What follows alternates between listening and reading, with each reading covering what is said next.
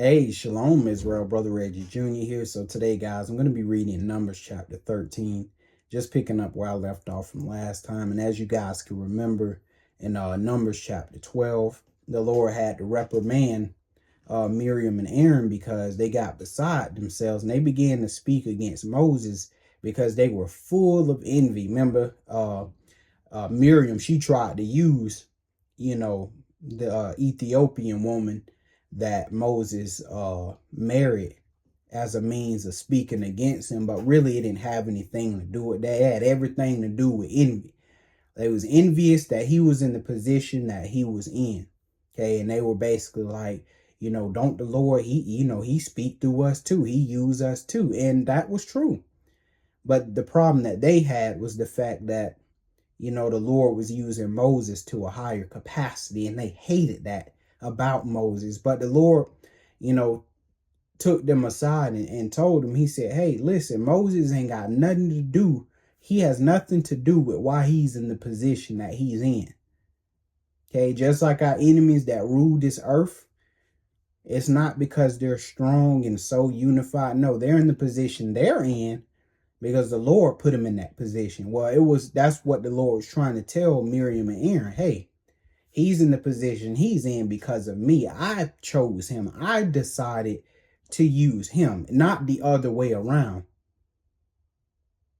I don't need y'all. You need me.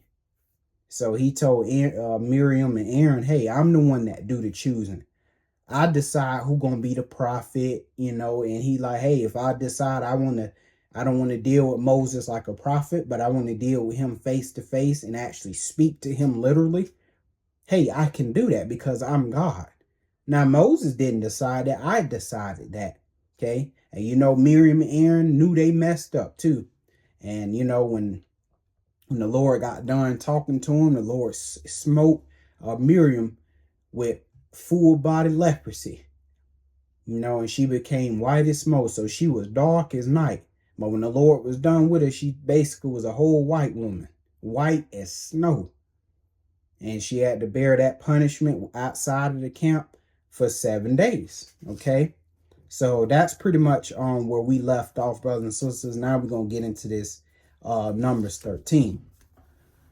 Numbers 13 and 1, it says, and the Lord spake unto Moses, saying, send thou men that they may search the land of Canaan. Okay, so send men so that way you can spy out the land of Canaan, which I give unto the children of Israel. So this is the land that the Lord intends on giving the children of Israel, the land of Canaan, the same land that he promised Abraham, Isaac, and Jacob, or Abraham, Isaac, and Israel, that he would give them.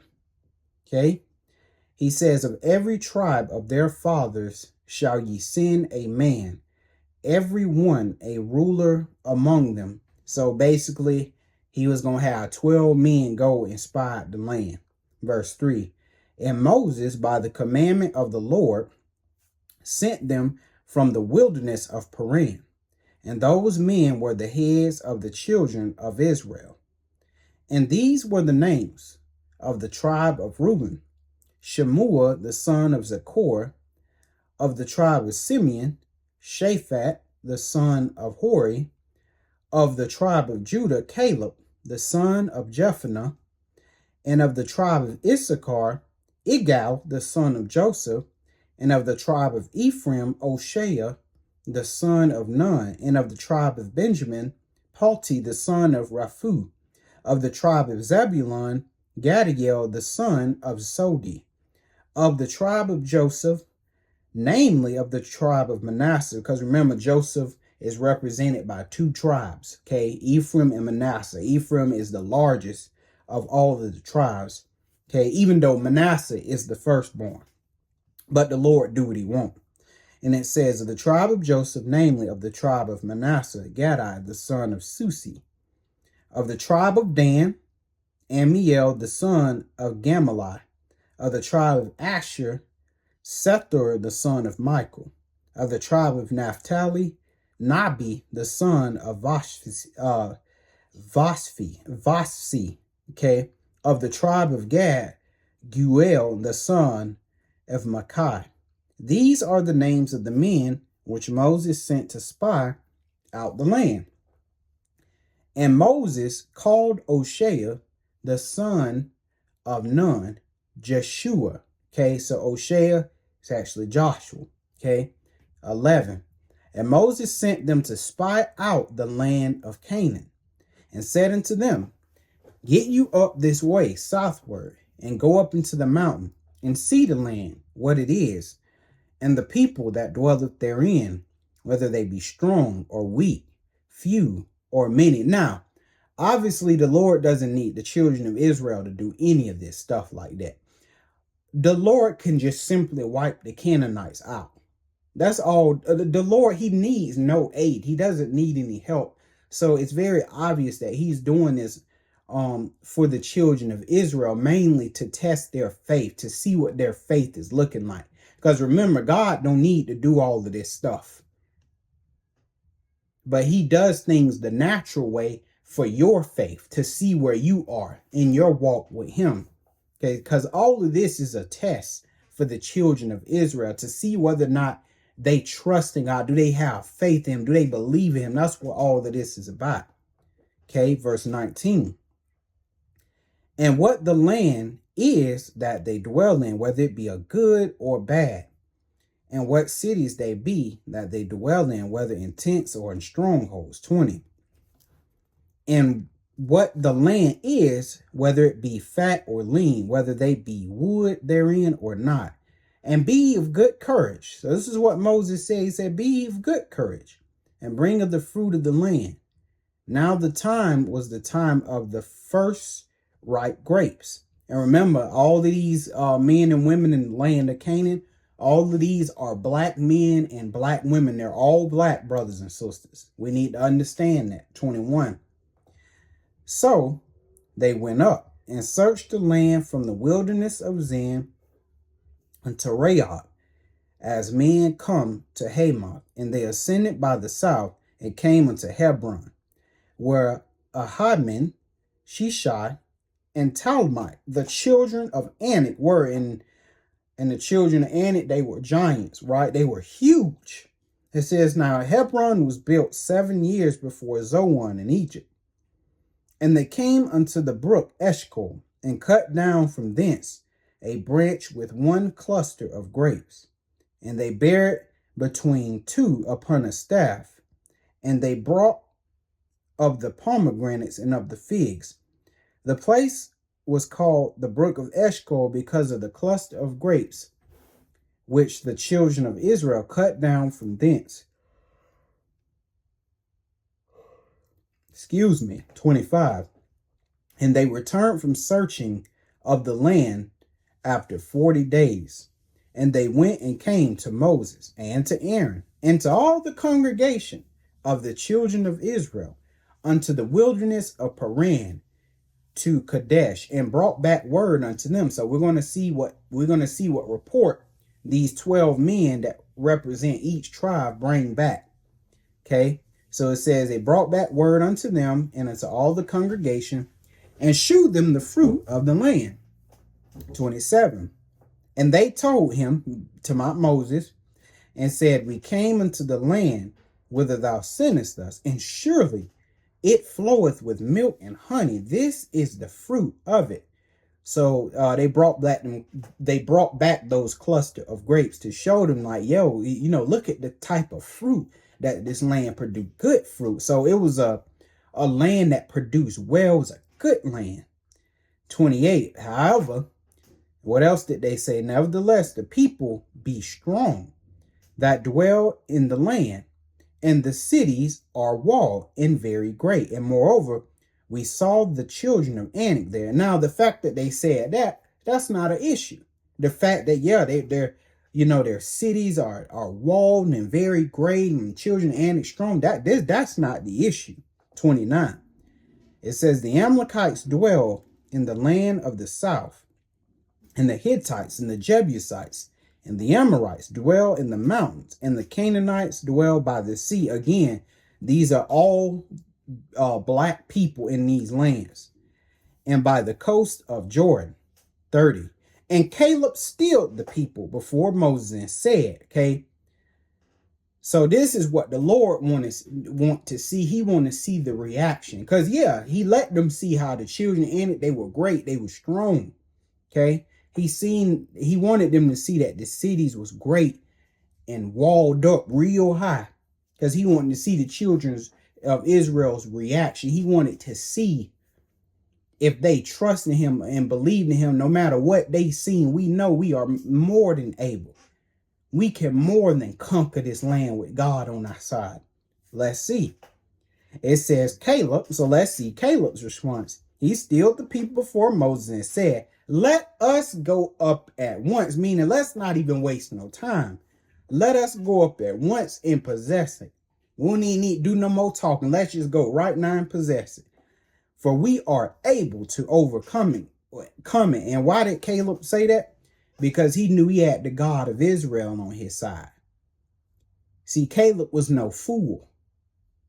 Caleb was aware of all those great things that the Lord did for the children of Israel, how he was able to provide when they had nothing. They're in a wilderness, literally, where nothing is produced. It's just death out there. But yet the Lord was still keeping the children of Israel fed, clothes on their feet. Their shoes didn't wither. Just providing, taking care of them, defeating their enemies that came up against them, the Amalekites and stuff. Lord had them utterly defeated. Okay, so in Caleb's mind, hey, and the Lord split the sea and stuff. In Caleb's mind, this is a no-brainer. This is easy. Oh man, we could tear these people to shreds. So Caleb was at the point of like, listen, we don't even need to do no more talking. Let's just go possess it. Now, verse 31. But the men that went up with him, okay, these are the other men outside of Joshua. These are the other men, meaning the other spies. So the other 10 spies. Says the men that went up with him said, we be not able to go up against the people, for they are stronger than we. And see, that's always been the problem in Israel. You got few righteous people, and the rest of Israel is wicked as hell. And that has always been the dynamic for a very long time. And that's why I've always said things like, right now, the wicked of Israel rule over the nation. The wicked of Israel rule over the 12 tribes, because it's more of the evil Israelites than it is the good ones. Okay. So obviously Caleb's words are going to fall on deaf ears when all of the rest of the majority of the witnesses or the spies do their report, because hey, Caleb is outnumbered. So who you think they're going to believe? It's no different, right? You had like 2, 3, 4, 5 real prophets, and then you had hundreds of false prophets in the land. And so who did Israel always believe? Them hundreds of false prophets. They're not going to believe those 5 real prophets. No, we're going to listen to these hundreds, because it's like I told you. The wicked of Israel, who are in the majority, they rule over the 12 tribes. But the day is coming, brothers and sisters, where the righteous will rule over the 12 tribes of Israel. The wicked will no longer be in the majority. The wicked gonna get their ass thrown in the fire. And the righteous will now rule over the 12 tribes of Israel. See? That's like, a lot of our enemies, right? They see how these black men, they hate, and I'm just talking about me because I'm a man, these black men, they beat the hell out of each other all day, shooting each other, thugging it up, always wanting to have sex, smoking, treating their women like trash. They're always the jokester, the prankster, always laughing. Like they earn it from the darn, what was it, the Muppets or Elmo, whichever one it was. I think it's Sesame Street, yeah, with Elmo and all them. So guess what? When the heathen deal with me, what's up, brother? Hey, man. Because, see, the wicked men of Israel in the majority, so the image that these nations have of me is what they see my brothers doing, who are in the majority, who are evil as hell. Okay, so they think they can come to me with that stuff. Hey, man, yeah, and you heard that song? But then I look at that heathen, I look at him, you better get your behind out of here. I'm not one of these brothers out here. And they get the message real quick and they go run off. And the next time they come to me, oh, hey, Reggie, how you doing? Oh, yeah, I'm doing good, man, doing good. They deal with me different because they realize this young man ain't that nigga I thought I seen out there on TV about him and his people. And so even some of y'all sisters, I feel bad for y'all. Because you got these black women with these weaves, nasty, talking to each other like a dog, twerking all over the place, smoking, drinking, having sex all over the place, just like the men. And so guess what? The heathen, they come to you the same way.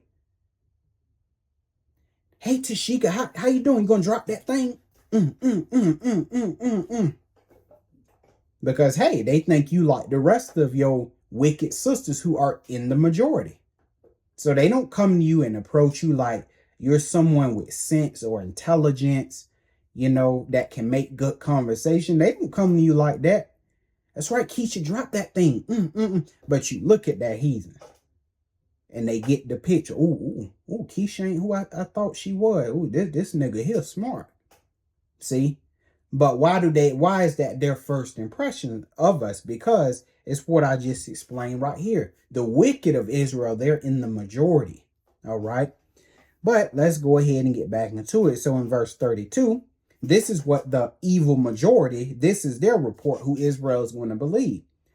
And they brought up an evil report of the land which they had searched unto the children of Israel, saying, the land through which we have gone to search it is a land that eateth up the inhabitants thereof, and all the people that we saw in it are men of great stature.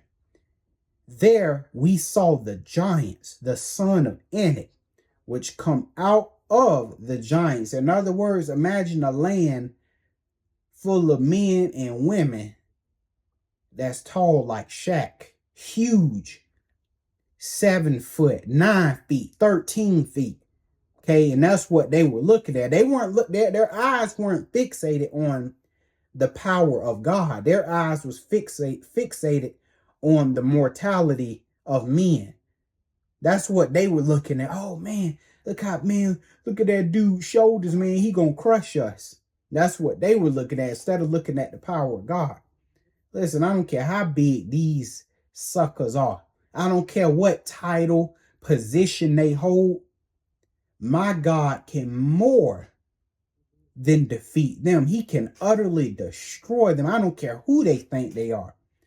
That's why me, even in this life, I don't care what heathen, what Israelite, I don't care what title they hold. I don't care how much money they got. I don't let any of that intimidate me. Because I got a great God on my side, a great king. And I know when I call on him, he gonna come through for me. See, you call on man, they may not come through for you. They may not, just depending on how they feeling. But the Lord, I know when I call on him, he gonna come through for me. See? But look at them. They already worried about, they ain't even looking at how the Lord can deliver them. It says 33, and there we saw the giants, the sons of Anak, which come of the giants, and we were in our own sight as grasshoppers, and so we were in their sight. And verse 4 in chapter 14, which we're gonna go over in the next lesson, that's gonna make the Lord real mad, because he cannot stand all of that faithlessness. And brothers and sisters, that's why he does a lot of things in our life to show us that. That's why he moves on our behalf a lot. So to show us that, hey, think back on the things that I did for you, right? Because like me, for example, when I go through stuff, I always think back. The Lord delivered me from this. He helped me with this. So why he can't do it now? See, Israel, they don't meditate on what God has done for them. They always get tunnel vision. They get stuck in the moment. Oh man, look at this person. They could do some serious hurt to me. They can, and they completely forget about God. No, when you going through, brothers and sisters, you need to relax. As hard as it is, I know. You got to sit there, you got to stop, and you got to meditate on the Lord. And don't depend on no man. I can't help you. Israel's church can't help you. Your parents can't help you. Your brothers, and nobody can help you. The only body that can help you in your situation is the Lord. Yeah, we can pray for you, but we don't have any power, brothers and sisters, to do anything. Without the Lord, absolutely, the children of Israel, they would have been defeated by these Canaanites. Because I believe later on the Bible tell you that, the Canaanite stuff, hey, he delivered them into Israel's hand. He delivered them that were stronger than him into his hands. And so when you got a great king, a great God on your side, man, you ain't got nothing to fear. You ain't got nothing to worry about. But again, Israel got tunnel vision and they got a short memory. They was quick to forget all of the things that the Lord has done for them. And that's a shame, brothers and sisters. Let's make sure we don't make that mistake. All right. But that is it for that lesson. I hope you guys got some understanding. And I will see you in the next chapter. Shalom.